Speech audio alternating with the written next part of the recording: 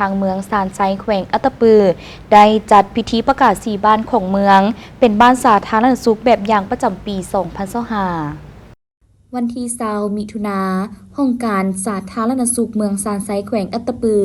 ได้จัดพิธีประกาศบ้านดักสมอบ้านดักโยกบ้านดักดอและบ้านดักเสียดเป็นบ้านสาธารณสุขแบบอย่างประจำปี 2025 ขึ้นที่โรงเรียนประถมบ้านดักสมอโดยการเป็นประธานร่วมของทานบุญเนมไสยาเซมห้องเจ้าเมืองสานไซทานภูสวรรค์บุพภาพันธ์ห้องหัวหน้าแผนกสาธารณสุขแขวงทานบัวพาแบงดาลีห้องหัวหน้าห้องการสาธารณสุขเมืองทานเนียมน้อยนีปอนนายบ้านดักสมอ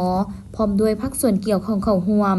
ในพิธีดังกล่าวบรรดาผู้แทนและแขกที่เข้าร่วมได้รับฟังการรายงานการจัดตั้งปฏิบัติการสั่งบ้านสาธารณสุขแบบอย่างในครั้งนี้มี4บ้านคือบ้านดักสมอ121ครอบครัวเท่ากับห้อยส่วนห้อยบ้านดักหยก1ห้อย14ครอบครัวเท่ากับห้อยส่วนห้อยบ้านดักดอ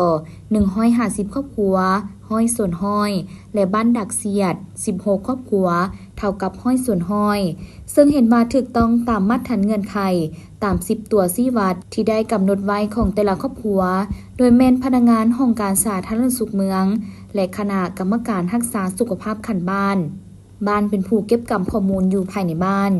โอกาสพิธีดังกล่าวก็ได้มอบใบยั่งยืนให้บ้านดักสมอบ้านดักโยกบ้านดักดอ